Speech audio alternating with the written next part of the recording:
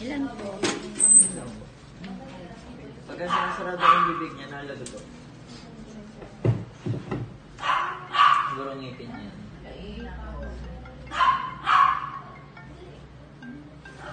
Hello? Welcome to po.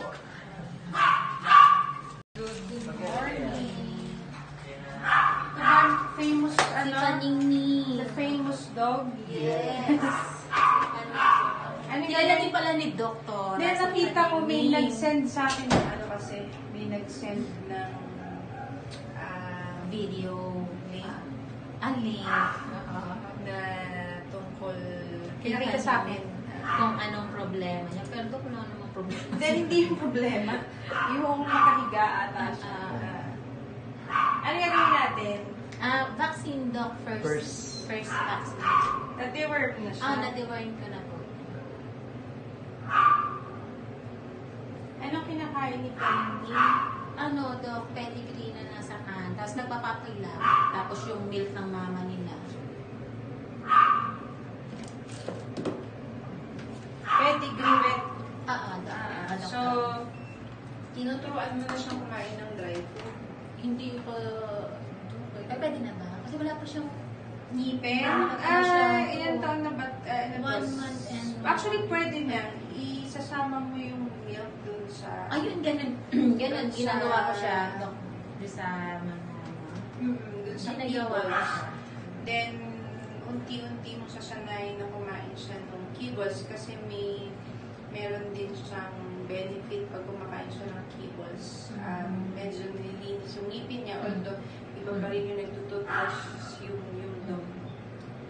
Saka, doktor, kasi gusto ko lang iklaro, kasi sinasabi nila may swimmer syndrome. Wala naman, madulas kasi yung floor namin. Pag i-release mo nga kuya, para makita nila na naglalakad siya. Kasi madulas yung floor namin sa... Okay. Yan. So, nakakalakad naman, although medyo mabigat kasi. Oo, kaya nahihirapan plus gawa nito. Yung balahibo. Yung balahibo po ang nagiging problem. Kaya So, nagiging problem kaya hindi siya magkaroon ng grip. So, doktora, wala po siyang swimmer. Yung swimmer's problem, ano yun, kumbaga, epekto nung pagkabigat niya, epekto nung, ito, yung mahabang balahibo.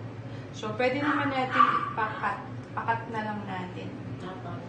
So, para din hindi siya makadevelop ng ganung kondisyon. So, una, kailangan siyang palakarin sa rubber, o kaya yung carpet, or yung katulad nung sa mga bata na yung parang puzzle. Pero ano kasi, makikita mo, normally, dapat nakaganyan siya. Ganyan.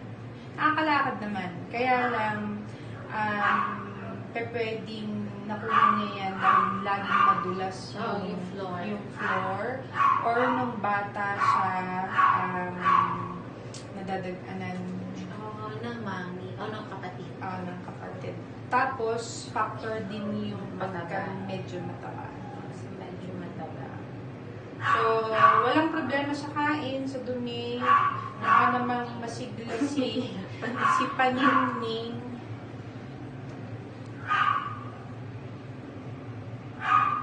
Yun nga lang, i-control mo yung... Magkano po? Kasi mataba. Baka kasi magana siya talaga. Magana Doktor, talaga. Super gana. Anong timbang?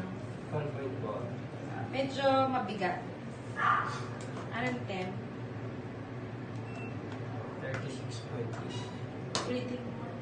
Bagong ligo ba siya? Hindi po, Dok. 7.9. So, sa tayo na tayo. Ano kasi to, pwedeng kalakuan niya. Kasi Dok, isa ko din dog, si Bongbong. Mas malima sa kanya, pero ngayon, okay na okay siya. Yung binaba ko sa baba, kasi madulas yung floor ko sa taas. Yun, siguro maglatag ka. Maglatag ka ng hindi ko alam ang tawag ko. Yung siguro yoga mat. Definitely. So, para lang masanay siya na makapaglakad ng tama. Kasi lalaki yan ng nakakalakad siya. Yes.